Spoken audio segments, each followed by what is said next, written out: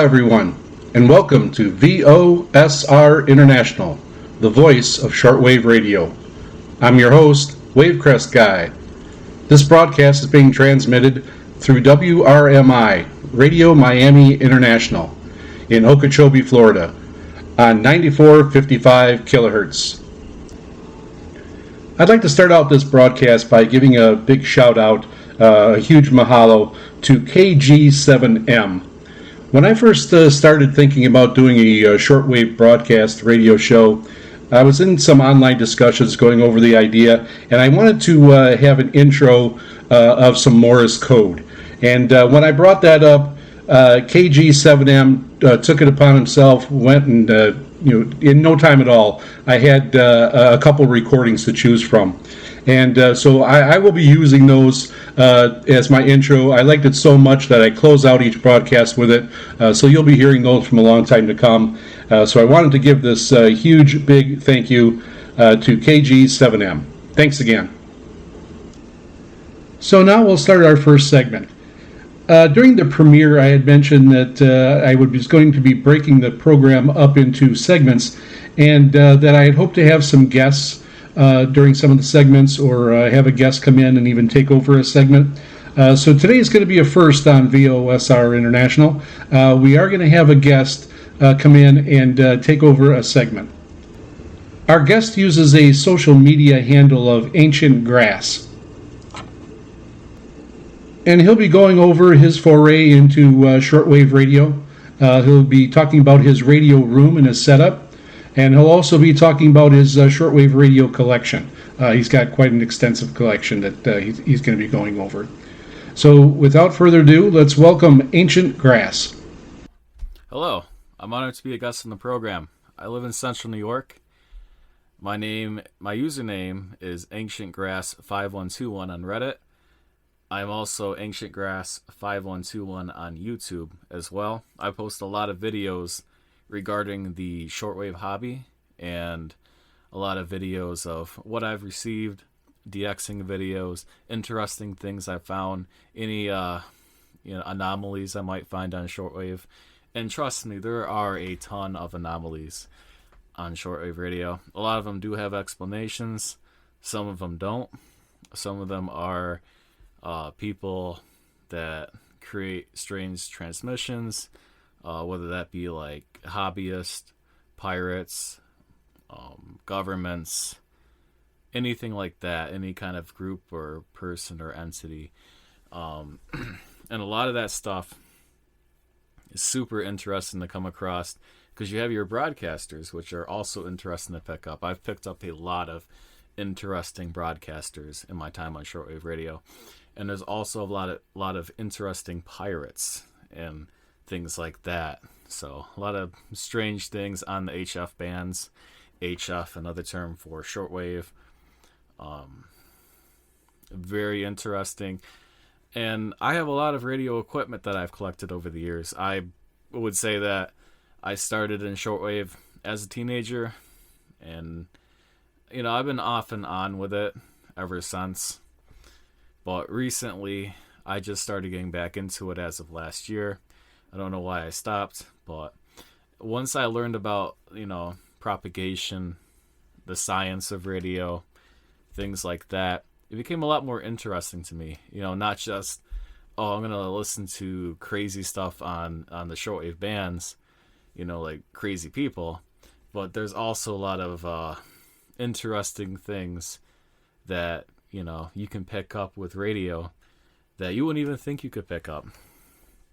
It wasn't until I got my Reddit account and I started browsing the shortwave subreddits where I found out that you can actually, with VLF, you could listen to what's known as Dawn's Chorus, which is the, happens at dawn, and it's the natural sound of the Earth's electromagnetic field, which is very interesting. I didn't know you could do that over radio.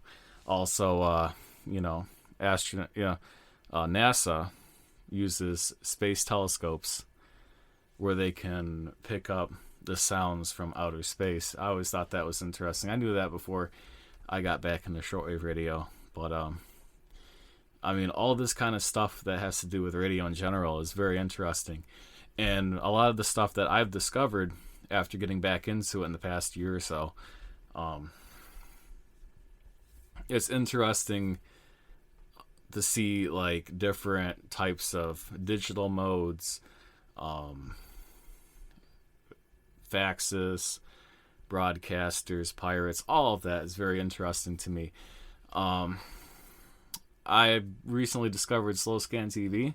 I think that's really, really cool. Also, I discovered weather fax. I didn't even know you could do that over radio. Very interesting.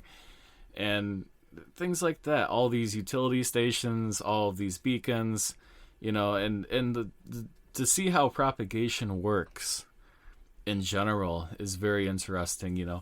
I have collected a lot of shortwave radios over the years. I have a Drake R8 communications receiver that I just got. Love it. It's a very beautiful radio, very sensitive, and I've picked up a lot of stuff with this radio that I couldn't receive with my other radios. I have a few radios that are portable by Texan, a few desktop models by Grundig, Eton, like the S350BL. I have a Yaesu FT890. That's a very beautiful radio. And all these radios have their pros and cons. And trust me, that's not even the beginning of the list, but we'll save that for a different time.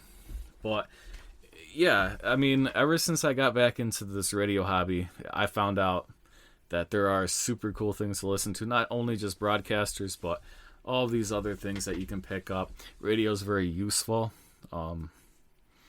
For people that are into it for emergency situations, like weather facts and all this kind of stuff, like HF Marine, if you're on a boat or something, things like that. You can pick up all these stations that could help you in situations where you might not have access to a phone, things like that. And the broadcasters, I found a lot of interesting broadcasts on shortwave, like the Voice of Turkey, Radio Romania, BBC. I still pick up the BBC. A lot of people say that shortwave's dead, but I've picked up a lot of good stuff on shortwave. Radio Exterior de España. I picked up Radio Thailand in English before. Very good. It only lasted for 30 minutes, but they do have a lot of programming out there if you are interested in learning about other countries, other cultures. I've also picked up Reach Beyond Australia. RNZ always comes in super strong, and they have a lot of good programming from news to music, and it's not just for New Zealand, it's for the entire world. So it's just like the BBC. In fact, they do have their own broadcast of the BBC. So that's pretty useful, in terms of not having access to the internet, which I know a lot of people say that everybody has access to the internet, but if you're out for a hike, if you're in an area that doesn't have very good reception, a shortwave radio can help you stay connected to the entire world. I've actually been in parts of the United States where there is no cell phone connection. There are really no radio stations except for medium wave and shortwave. Montana. But in that case, shortwave is a very useful tool, I would say. So I would always carry a shortwave radio with you if you can. If you travel, if you spend a lot of time in nature, things like that, hiking, camping, all that. Even in your home, it's a good tool to have. And it's fun, it's not just for the usefulness of it. It's also a fun thing to have. It's, I don't know about anyone else, but I find it very interesting to hear music from other countries, viewpoints of other parts of the world. Big into like international broadcasters, China Radio International. They have some good music. Radio Turkey. or the Voice of Turkey, I should say. There's a lot of good music. I've actually found myself pulling up some Turkish playlists at work, you know. I mean, I don't know what they're saying, but the music sounds really nice. And yeah, things like that. And it's always interesting when you're just sitting at home and you're going through your various radios. You're just scanning around and you can pick up things that you've never heard before. Like, you have your everyday stations that you always pick up. But when conditions are really good, there are a lot of interesting things that you would not hear on a day-to-day basis. Things from China, Europe. There's a lot of interesting stations out of Europe, like Channel 292, Radio Veronica, and you could pick this stuff up just with the right antenna and the right radio. So for me, I use a 100-foot long wire that I created out of an extension cord, and I run it to my radio room, which is in the middle of the house, but I can still run it from the backyard to it from a tree all the way to my radio room. And I pick up a lot of good stuff on the lower frequencies, you know, all the way from long wave to the lower HF bands. And I also have an MLA 30 plus antenna, which works really nice. It reduces a lot of the noise.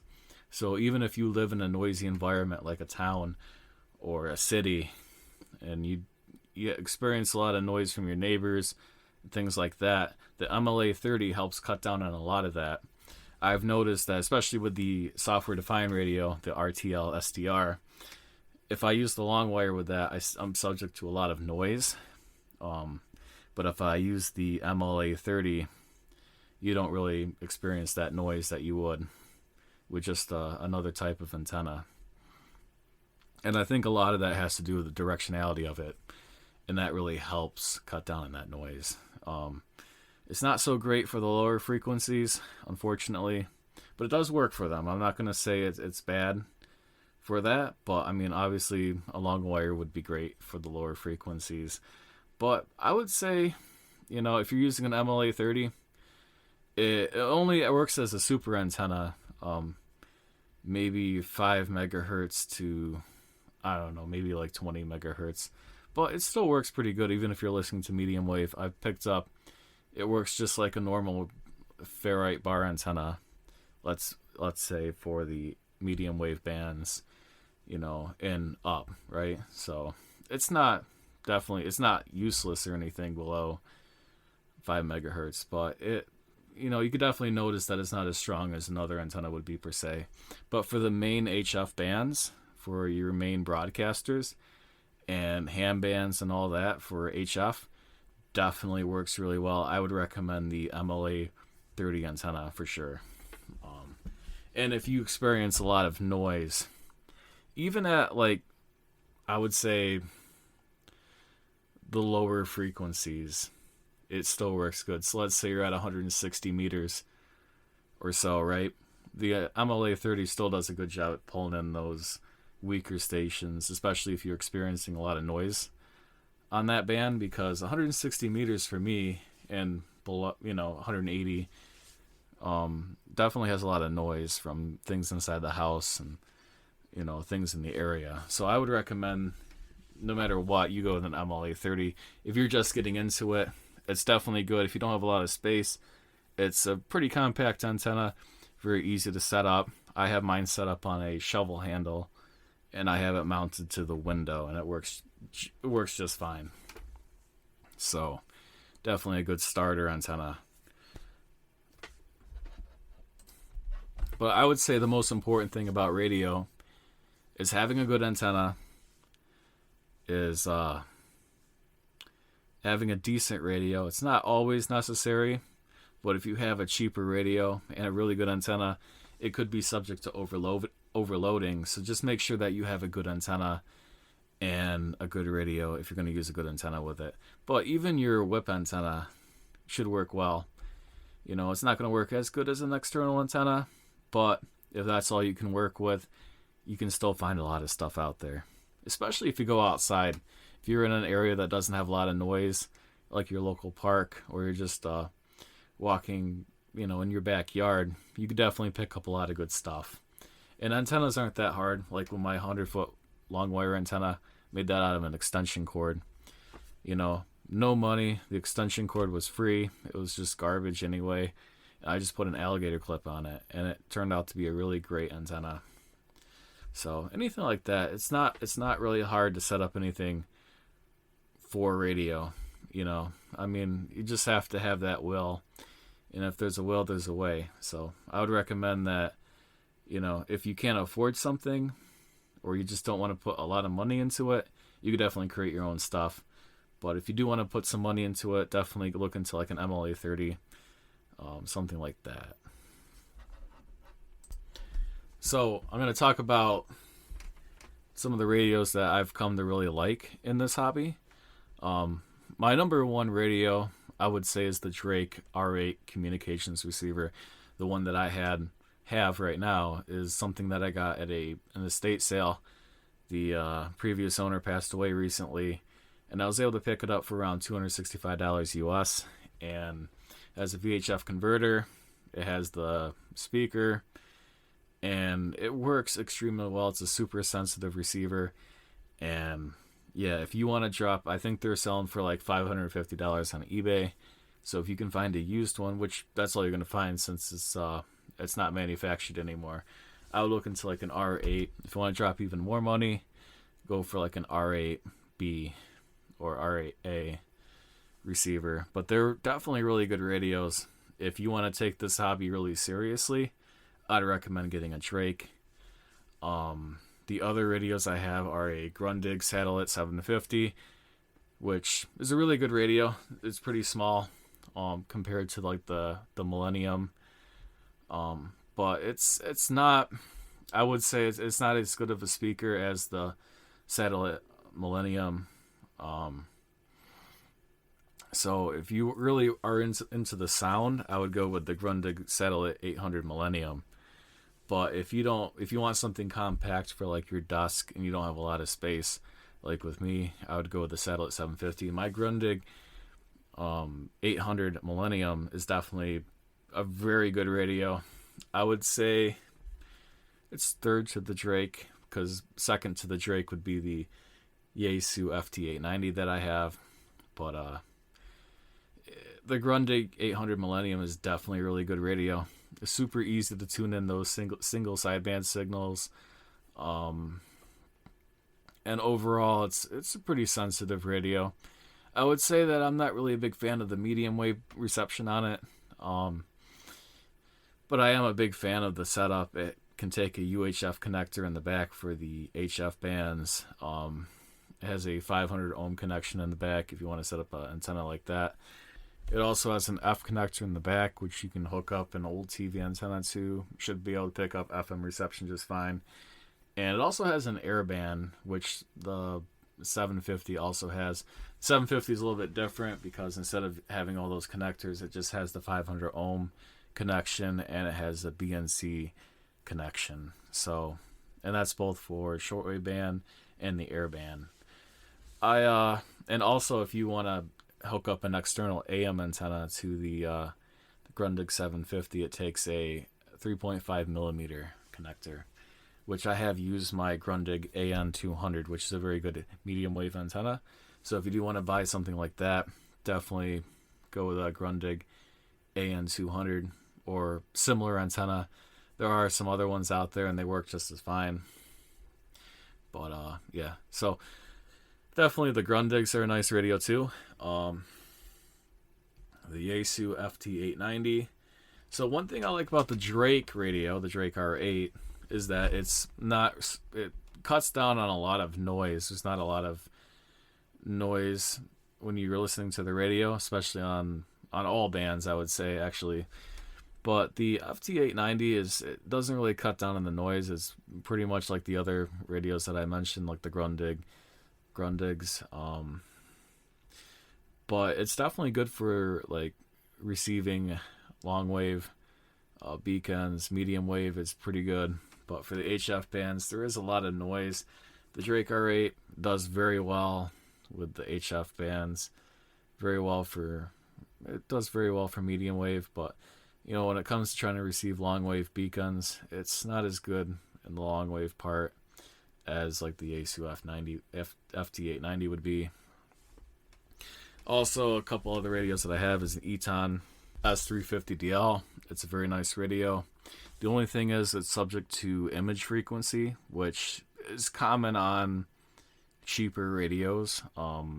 So if you're looking to get a good radio, I definitely look out for that, because you could be listening to a station, let's say it seems like it's out of band and you're like, that's odd, that really shouldn't be there, but what you're hearing is an image of an actual station on some other frequency. So you'll be picking it up out of band and you'll think it's some kind of pirate station or some anomaly, but in reality it's just an image of a different frequency.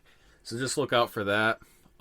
The Texan R97000DX also has this problem. It's advertised as a really good radio and the reviews are really good, but I've noticed that while it's not supposed to have this problem, it also does have the image frequency problem. So watch out for that. But they are good radios, but if you are new to the hobby, that might throw you off if you do get one of these radios.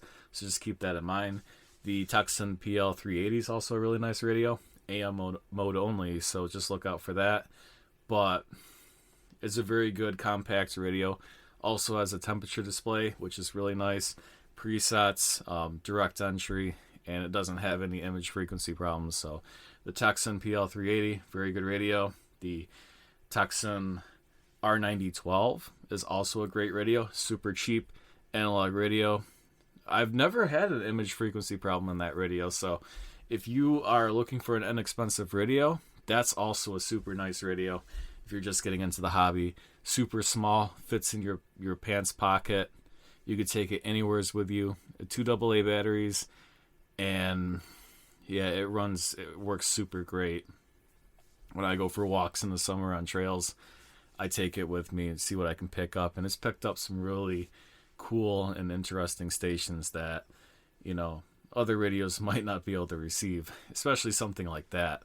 So something super cheap, super small, and it works really nice. And I have a few other radios. I might talk about them at a different time. I might mention them on my YouTube channel, so just stay tuned for that.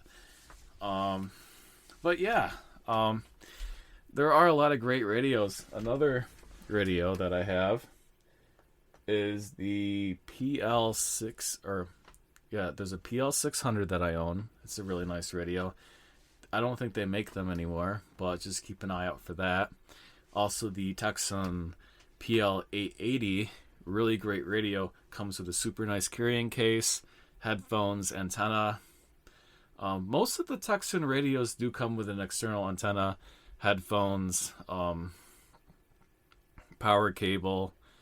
The 880 is nice because it is a rechargeable battery, so if you don't want to keep buying batteries for your radio, the PL880 is definitely a good choice for that. Has a super nice telescopic antenna. The only thing it doesn't have is the airband, but I'm not really into that, so I really don't care. But it's definitely a really nice radio, really great sound with the PL880.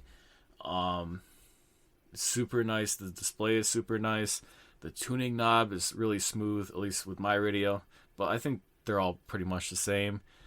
Single sideband functions really nice. I picked up a lot of great stations, and it's super smooth to listen to as well. The sound is amazing out of that radio, and it's relatively cheap. I think it'd run you about maybe $150. I'm not really sure, but it has all the functions: single sideband, long wave, medium wave, short wave, FM, and direct entry, no image frequency. It's a digital radio. So yeah, it's overall the PL880 is really nice, and it comes with a super cool map, which I have hanging in my radio room.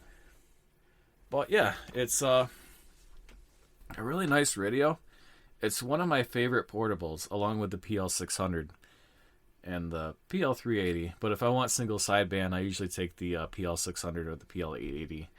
So PL880 is a very common radio, highly sought after. A lot of people like this radio. So if you want something small, something you could take with you anywhere, it's a great battery powered radio that you could take with you anywhere. It's rechargeable and it's super nice. So just check it out if you're interested. Another radio I have is it's a vintage radio. It's a Panasonic RF2200. Very nice radio, very very highly sought after. A lot of people love this radio. It's about 40 years old. About all bands on it are super nice. AM, FM, shortwave.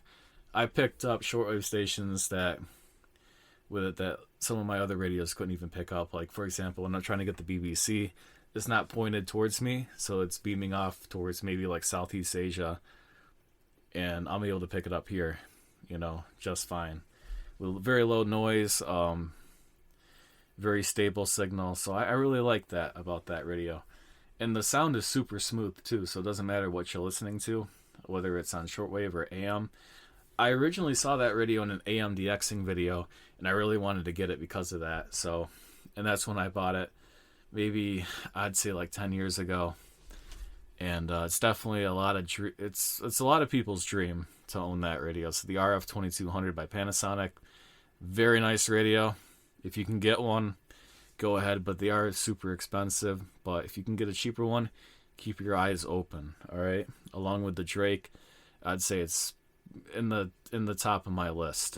So, and yeah, and I own some other radios. Cheaper radios. I own a Sony portable. I think it's SW11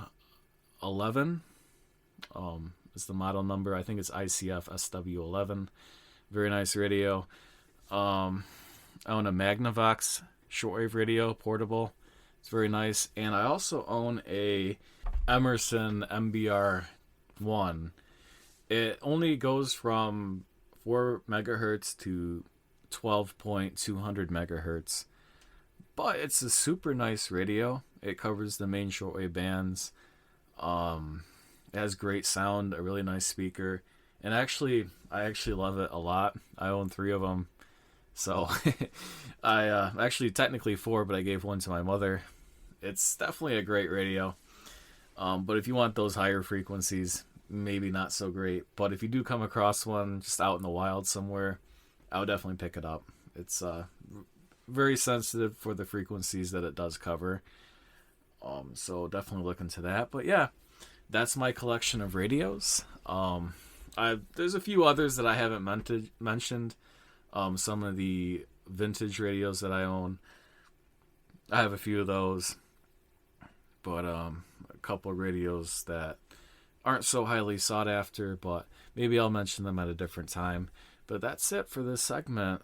Again, if you want to check me out, I'm on Reddit. I'm AncientGrass5121. That's Ancient_Grass_5121. And on YouTube, it's also the same. It's Ancient_Grass_5121. And I post a lot of DXing videos, things that I've discovered, introductions into radio, things like that. So if you want to check me out, please go ahead and do so. And also keep tuning into this program. I really enjoy it. It's great for people that are into radio, like pretty much everybody listening in. So, and yeah, I also post this program on my YouTube channel as well. So check out previous recordings that I recorded here in Central New York. That's my location. And also check out the subreddit, r/Grundig Shortwave Radio. And post your DXing videos. Post anything that is radio related, from long wave to medium wave to short wave. Even sporadic E, that's also very interesting to me. I've picked up stations here in New York all the way from Texas with sporadic E, in Florida and Georgia, Missouri. So very interesting. I love the summer months and the spring months because sporadic E is really big. So that's coming up. So keep switching around on your FM dial. See if you can pick up anything with sporadic E. And yeah, so keep your ears open. That also happens on CB radio. That's why they talk about skip a lot. That's a big CB thing. CB radio, for those who don't know, is the upper portion of the HF band, so it is part of shortwave. So if you heard about CB radio, that's also technically shortwave. So that's also a very cool subject, probably for another time. I do have a CB radio segment on my YouTube channel, so if you want to check that out, please go ahead and do so. And I'm going to sign out, over and out, 73s, and take care, everybody. Thank you for tuning in to the Voice of Shortwave Radio. I'm honored to be a guest. So, and please keep tuning into future episodes. And I hope you all really enjoyed this segment. I want to thank Ancient Grass for being our first guest here on VOSR International. I hope you enjoyed that segment. I wanted to point out that Ancient Grass sent me a bunch of pictures, and I'm going to be posting those on our website at VOSRinternational.com.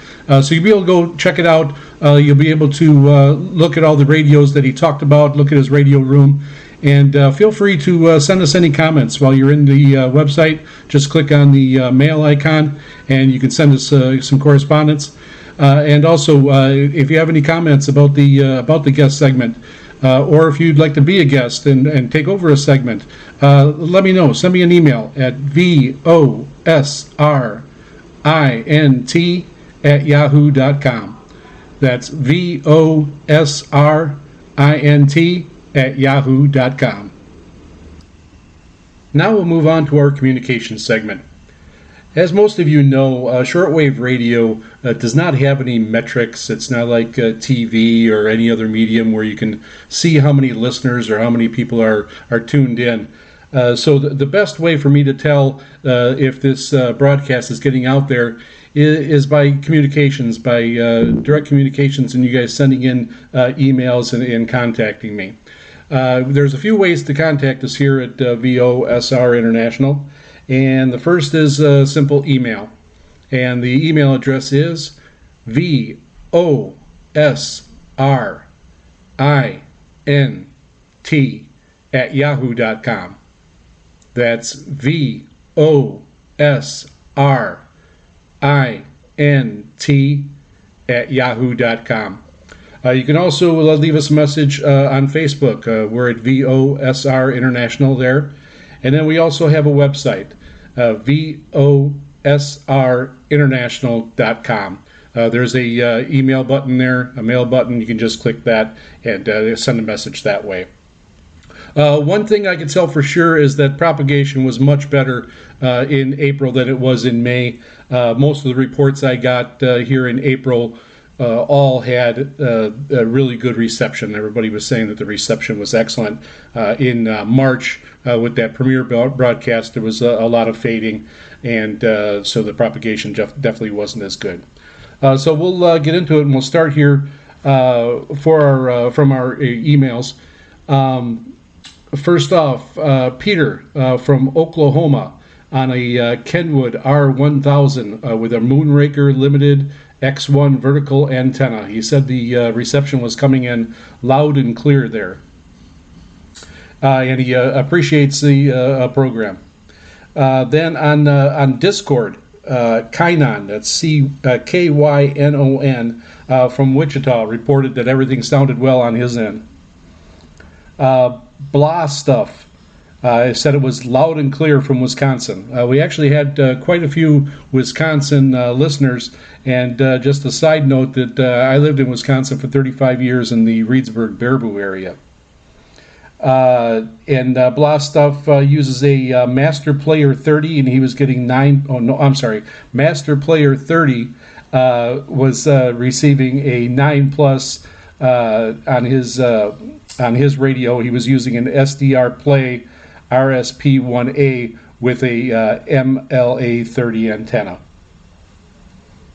Also on Radio Reference, there are a few people there. AB5ID from Kansas City. The audio was great, and he was using an ATS 20+ radio. Back on Facebook, Fred reports that the signal was booming in southern Ontario. And then also from Facebook, World of Shortwave group, John reports excellent reception. He had a SINPO of 55555, all fives on that, and you can't get any better. And he was using his Texan PL880 with an MLA30 loop, active loop antenna. And he is in Concho, Arizona. Now for some emails. Carlos reports that he had a great signal on his PL880 in northeast Mexico. Also, Keith, he was using a Malahit DSP2 SDR with a Wellbrook ALA1530N mag loop at 20 feet and the SWL antenna, and also an EF SWL antenna. It was coming in good reception, and he always wanted a Radio Shack DX394. I did get that comment quite a bit, that a lot of people really like that radio, and were never able to get one, and they're on the lookout for one. Then I received a very detailed reception report from a regular listener, Paul, from St. Catherine, Ontario, Canada. He was using a Washington, D.C. SDR, and he reported excellent reception. And then he was using a link from Radio Schematics.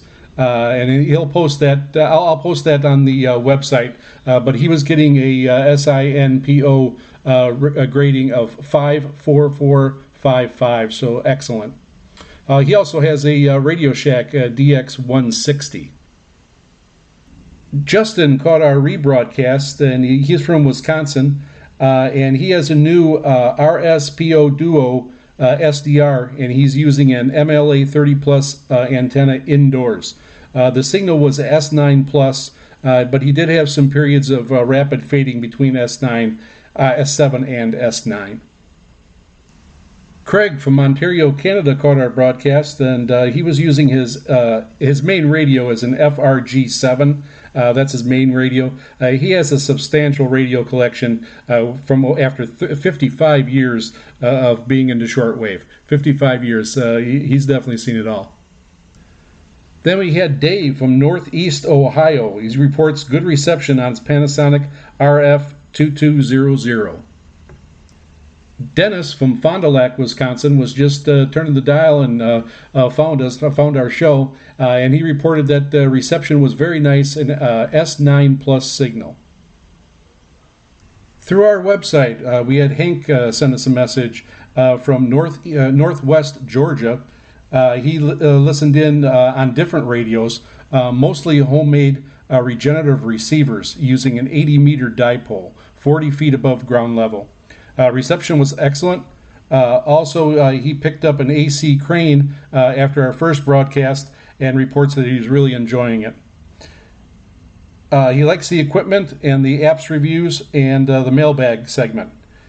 He states that they have a small shortwave listening group in his area, and they are all listening. So I want to give a big aloha shout out to that entire group, and thanks for listening.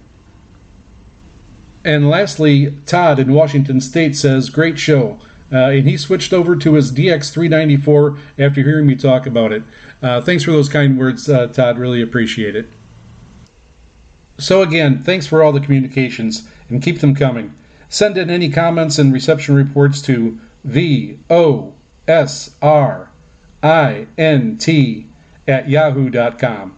That's VOSRINT@yahoo.com. And you can even message us through my YouTube channel at Wavecrest Guy. That's Wavecrest Guy on YouTube. Let's move over to our last segment, and that's going to be on programming. What are people listening to on shortwave? One of the things that you hear all the time, you see online, people are asking, what are you listening to? Or shortwave is a dying medium. There's nothing on shortwave anymore. You hear a lot of the old timers who've been around through the heyday of the 50s, 60s, and 70s, and they're not excited about shortwave because they know what it used to be when you're comparing it to the heyday. It gets a little rough when you do that. I'm here to say, though, that this program is an example. There are a lot of things to still listen to on shortwave. In the heyday, you'd be able to just sit down and turn the dial, and every 5 kilohertz you'd find a new station. It's not like that anymore, that's for sure. But there's definitely no reason to discourage people from trying out shortwave, grabbing a radio, and see what they can find. Now, of course, you can get limited by your equipment, by your location for sure, and what you're close to, and also propagation, just the conditions. It's going to make a difference on what you're able to pick up. But there are so many things out there, and I kind of set this up with my last 2 broadcasts, because I had a few segments in there that actually tie into this. I talked about the 3PO app. I talked about web or internet SDR. So there are ways that you can even get more stations and pick up and listen to than the ones you're just getting on your radio, and you'd be able to enjoy them a lot more. So that's a big reason why I had those segments before this one, before I had my first programming segment, because they all tie in together. So when you start and you grab a radio and you're just starting to turn through the dial, or you're hitting the scan function and it stops and you pick up a broadcast, a lot of times it might be in a different language, in a language that you don't understand. And that's where the 3PO can come in. So a lot of people just want to go through and try to find as many stations as they can too. They hunt for them, and they keep a log. I keep a log myself of which ones I've picked up, where they're at, the time of day. So it's really part of the hobby. That's one of the main things there. It's part of the hobby, but you also can, when you find good programming, you want to be able to return to it and listen to it. And if it's in a foreign language and you don't understand it, if you start listening to it with 3PO, you're going to be able to find there's quite a bit of programming out there that you might enjoy.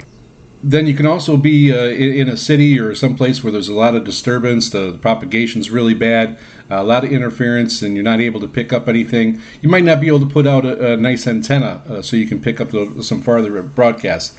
That's where, again, the web SDR or the internet SDR, you can go online, pick a different location. If you say you live on the East Coast, you can pick a location on the West Coast or in Europe, anywhere pretty much, and then you can listen to the stations that are close to them, that are broadcasted towards them in their direction.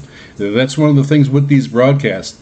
This broadcast here on 9455 kilohertz, it goes out of Okeechobee, Florida, and it is going towards North America, and it's going across towards the West Coast and south a little bit. So it has a direction. Now that doesn't mean that on certain days that it doesn't widen out and other people can pick up the broadcast in different locations that it's not really aimed at. And that's one of the fun things about shortwave, is that you can pick up those once in a while. So it does make a difference on where you're at, and that's where the SDR, the internet SDR, will help. So all those things kind of help you out and really expand what shortwave is right now. Again, if you're going to be comparing it to the heyday, you're probably going to be disappointed and you're going to be down on it. It's funny, though, you still listen to a lot of the old-timers that have been around forever and were in those heydays and even made their own radios. They're still using them, though. They are still listening, and so they don't necessarily encourage everyone all the time, but they are still listening, and there's a lot more things out there than just regular broadcasts, and we'll get into that in future episodes. One thing that has really helped shortwave in recent years is the influx of receivers, especially cheap receivers, and of course mostly out of China. But there are a lot of cheap radios out there. So if you just want to try out shortwave, you can get those cheap receivers, those cheap radios, and give it a try. And I on my YouTube channel, I've even done some some reviews of some of these low-end radios, and there was one that was like $7.50, and that still was able to pick up a pretty good amount of broadcasts. So it's very reasonable to be able to go ahead, grab a radio, and give it a try. Again, they're not going to be the best or have the best features, but it'll get you started, and it'll give you an idea of whether you want to continue and whether you want to upgrade in the future of any of your equipment. Also, again, antennas are a big thing to this, so just clipping on a piece of wire onto that whip antenna is going to make a big difference in some locations. Now, one thing that's definitely hurt shortwave, of course, is the internet, and there's podcasts. It just seems like everybody has a podcast, and there's definitely a reason why I did not decide to go the podcast route with this. It's about shortwave radio, getting content out there. So it is possible to do this and get the content out there for listeners.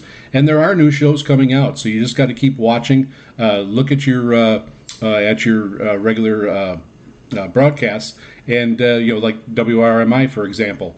Watch them. They'll have new programming coming on. You got to watch the different dates and times as they change. But there are stuff that's coming out now. For myself, I ended out.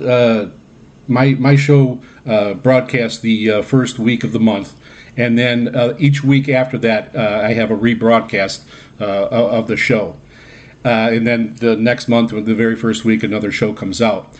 I wait a few months, and then I am going to post these shows on my YouTube channel. That's Wavecrest Guy. Wavecrest Guy on YouTube, and I did just post the premiere broadcast.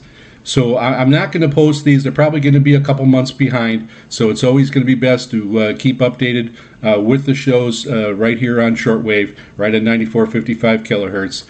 That's always going to be best. And the rebroadcasts are there the next week if you're busy or can't make it or propagation is bad. But it's going to be good for everybody to know. If you want to keep up with it, just head over to Wavecrest Guy on YouTube, and then you can listen to the shows that you might have missed. All right, so after I clarified the definition of what the segment's about, the programming segment, let's get to it. This month I'm going to talk about CRI, China Radio International.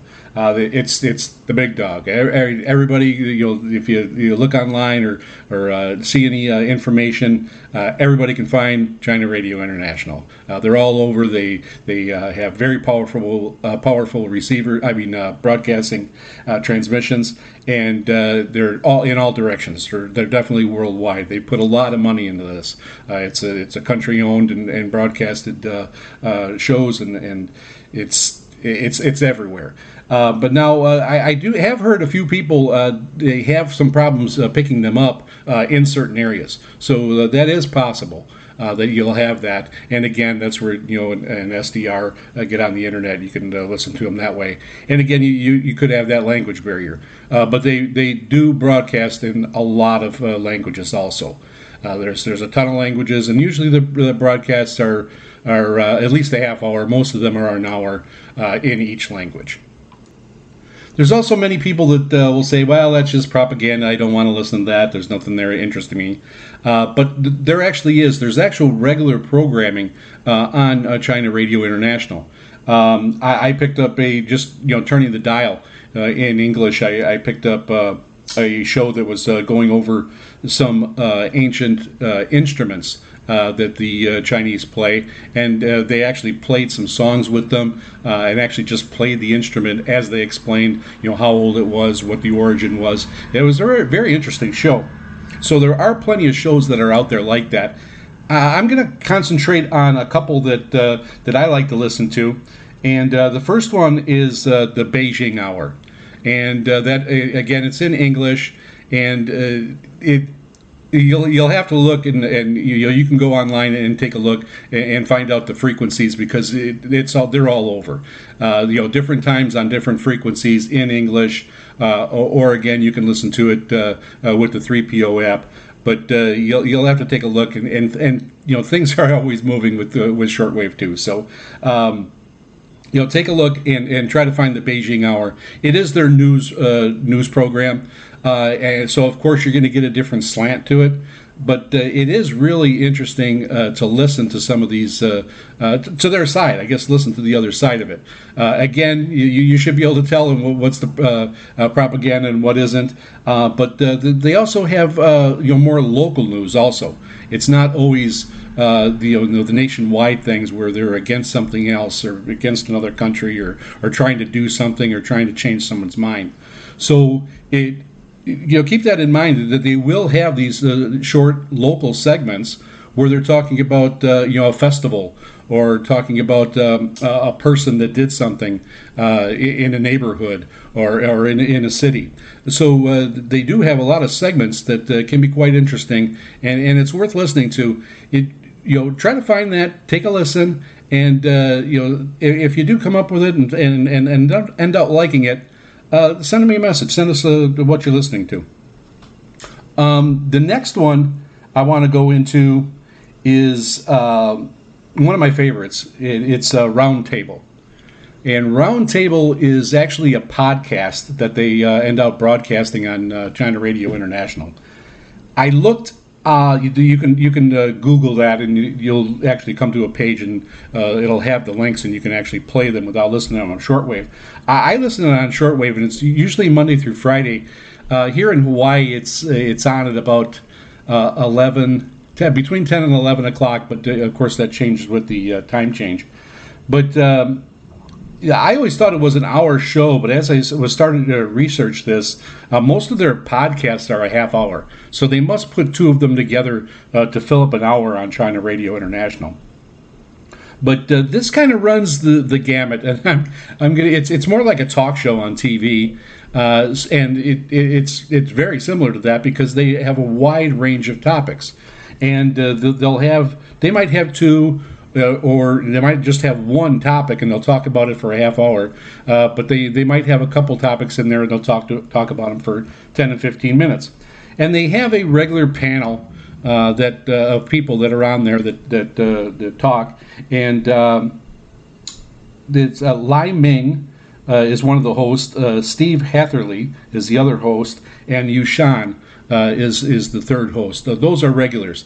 Sometimes they'll bring in guests if they're going to be talking about something specific and they want a subject matter expert type person on there. So that's the main thing about this show is you kind of get these different perspectives because they're all kind of a different age. I believe that Steve Hatherley, I believe he was from Canada, so he now lives in China, and he's from Canada, so he's definitely seen two worlds there and how differently things operate. I remember picking up a show, broadcasted them, and they were talking about, it was around the holidays, and they were talking about TVs, and the TV sales have really spiked in China.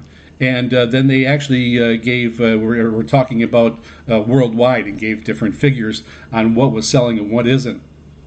And it seems in China the projection TVs are really big. That they're really big sellers, and those can be huge. So they have to have a big wall to project them on. But they went through the sizes and which is the biggest sellers in China, and it was actually very interesting, and it wasn't any different than you think of things here in the United States or in Canada or in Mexico. So the talking about the whole situation with shopping and buying, it was all pretty much the same as you'd hear, but it's just a different area. So that's where the slight twist comes in.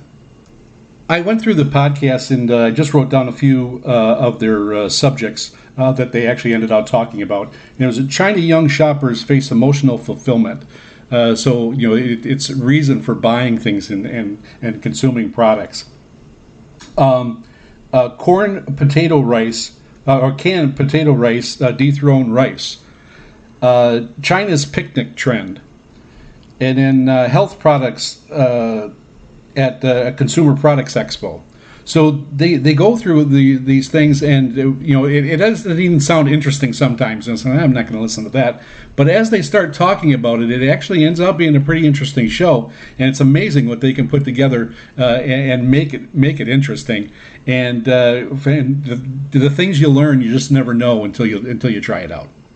Now, I have a lot of snippets recorded of segments of the Beijing Hour and just a lot of stuff from China Radio on my YouTube channel at Wavecrest Guy. So go check them out. I made a playlist that is just China Radio International. And there's 80 videos in there that you can check out.